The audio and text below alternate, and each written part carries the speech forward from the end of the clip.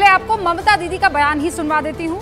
अभी तो ये पूछ रही हैं कि 16 दिन हो गए हैं, विचार यानी न्याय कहाँ है, हमको जवाब चाहिए। यहीं रुक जाती तो बात समझ में आती, लेकिन ममता दीदी ने आज सारी मर्यादा लांघ दी है। सुनिए उसके एक बात। কিন্তু মনে রাখবেন, বাংলাদেশ একটা আলাদা রাষ্ট্র, ভারতবর্ষ একটা আলাদা রাষ্ট্র।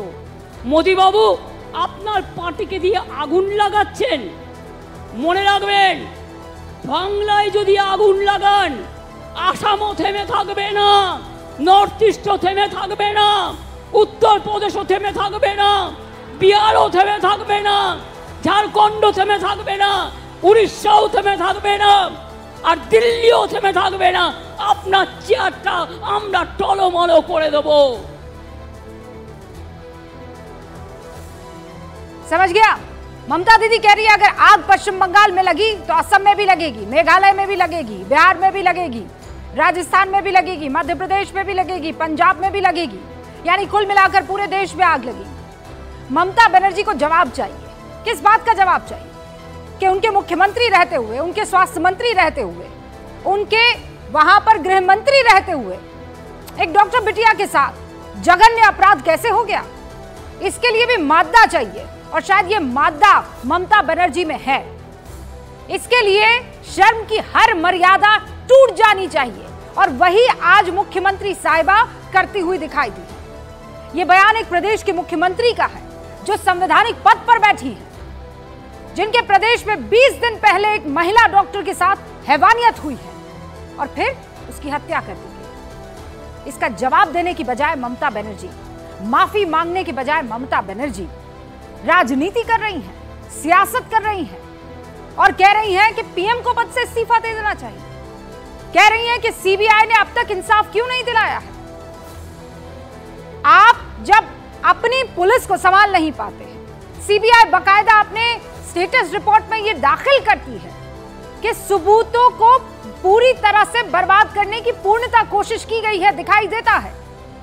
और ममता बनर्जी आप बड़ी ही निर्लज्जता से ये सवाल पूछ लेती है एक बेटी के विषय में।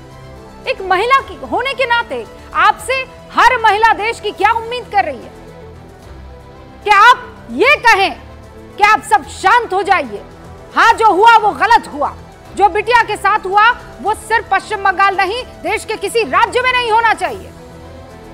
और आप यहां संवैधानिक पद पर बैठे होने के बावजूद ये कह रही है आग यहां लगी है तो वहां भी लगेगी, यहां भी लगेगी, ऐसे भी लगेगी, वैसे भी लगेगी। आप ना सुप्रीम कोर्ट के ऑर्डर को मानती हैं, जहां कहा गया कि पीसफुल प्रोटेस्टर्स के साथ किसी तरह की नाइंसाफी नहीं होनी चाहिए पुलिस की तरफ से, आपने नहीं माना। पहले आप कहती थी सीबीआई को एंटर नहीं होने देंगे, और आज सीबीआई जब एंटर हुई है, सबूत इकट्ठा करने में उसे बहुत परेशानी हो रही है, और इसीलिए नाको पहले होता है। जनरली सबूत को क्रॉस चेक करने के लिए नाको होता है, लेकिन यहां इसलिए हो रहा है वो लाई डिटेक्टर टेस्ट, ताकि यह पता लगाया जा सके कि हुआ क्या। और आज ममता बनर्जी भरे मंच पर बड़ी सी रैली करती हुई नजर आती है, और फिर वहां पर वो लहजा जो एक महिला होने के नाते उन्हें आज थोड़ा दबा कर रखना चाहिए था। आक्रोश अगर जाहिर करना था उन्हें, तो उन लोगों के खिलाफ करना था जो वाकई उस महिला डॉक्टर के हत्यारे हैं, बलात्कारी हैं, सिस्टम की जिन्होंने हत्या की है। लेकिन आक्रोश सियासी तौर पर वो किसी और चीज पर निकालती हुई नजर आए। आज इस पर चर्चा हो जानी जरूरी है। शुरू करते हैं गूंज।